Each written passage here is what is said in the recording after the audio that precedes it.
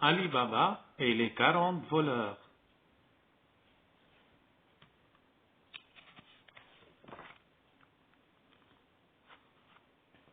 Il était une fois deux frères qui vivaient à Bagdad. L'aîné s'appelait Cassim et le cadet Ali Baba. Cassim était fort riche, tandis qu'Ali Baba était bien pauvre.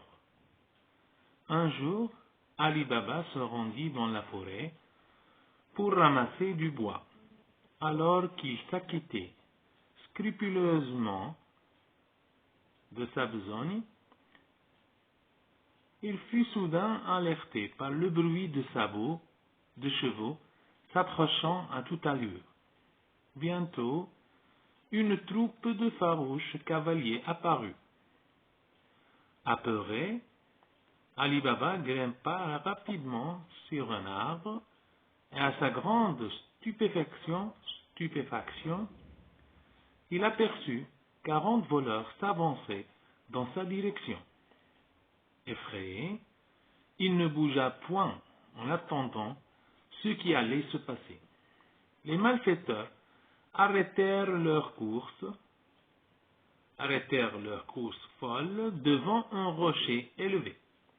Le chef des bandits s'avança vers une bien étrange grotte, puis cria de toutes ses forces: Sésame, ouvre-toi. À ces mots, et comme par enchantement, la paroi de pierre virevolta en grinçant et une porte s'entr'ouvrit. Les voleurs pénétrèrent aussitôt dans la ténébreuse grotte.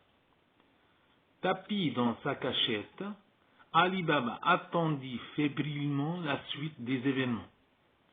Son attente ne fut pas bien longue, car très vite les voleurs réapparurent. Cette fois leur chef cria: Sésame, ferme-toi. Et la porte se referma aussitôt. Les malfaiteurs reprirent leur course folle et disparurent en un éclair.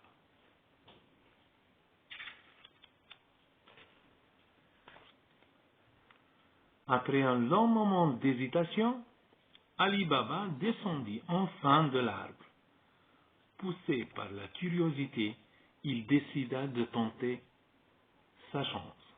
Il s'arrêta à son tour devant la grotte, prit son courage à deux mains et proféra la formule magique. Sésame, ouvre-toi. La porte de la grotte s'ouvrit et Ali Baba s'engagea prudemment à l'intérieur. Il fut cloué par la surprise devant lui s'étalait un trésor inestimable. Partout de l'or, de l'argent, des bijoux, des joyaux, des pierres précieuses, des pièces de monnaie. Jamais tout au long de sa misérable vie, le pauvre homme n'avait vu autant de richesses. Il s'empara rapidement d'un grand sac qui était à sa portée, et le remplit de tout ce qui lui tombait sous la main. Bientôt le sac fut si rempli et si lourd qu'Ali Baba eut toutes les peines du monde pour le sortir de la grotte. Son butin sur le dos, il quitta précipitamment les lieux de peur de voir les bandits revenir.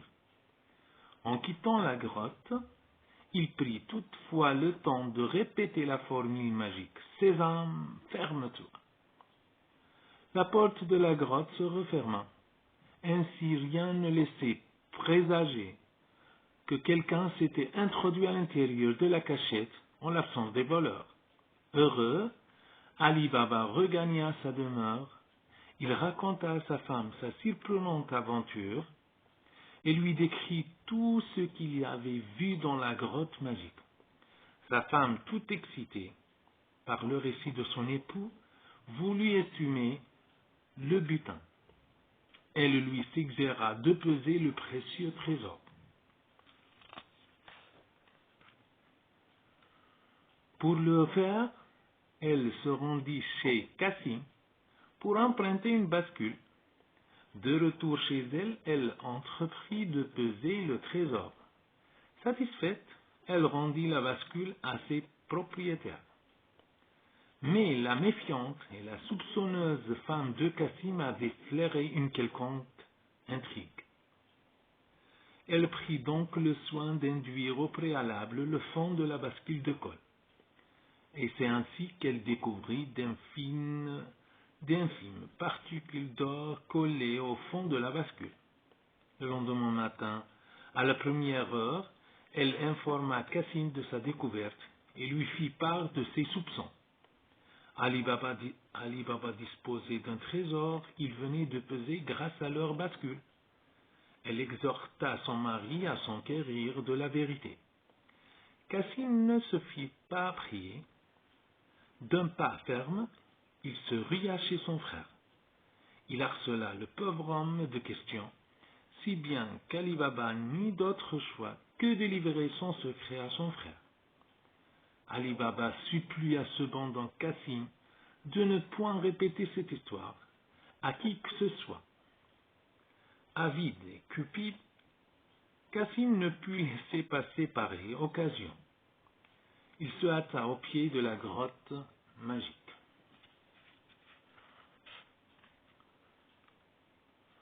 Devant la grotte, Cassim s'écria « Séram, ouvre-toi !» La porte s'ouvrit en un clin d'œil, il fut à l'intérieur. À la fois stupéfait et émerveillé de voir autant de richesses, Cassim entreprit de ramasser les bijoux.